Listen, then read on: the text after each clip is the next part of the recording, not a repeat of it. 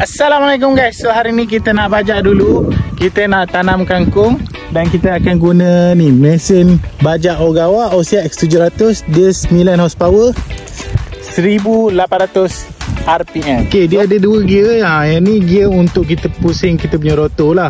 Ini untuk gear tayar depan. Jadi dia ada banyak high low, depan belakang.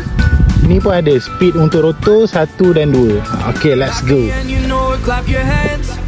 If you're happy and you know it, clap your hands. If you're happy and you know it, and you really ought to show it. If you're happy and you know it, clap your hands. If you're happy and you know it, clap your hands. If you're happy and you know it, clap your hands. If you're happy and you know it, and you really ought to show it. If you're happy and you know it, clap your hands. Alhamdulillah guys, kita dah siap bajak kita punya tanah ni. Nanti kita kena buat batas, kita nak tanam kangkung.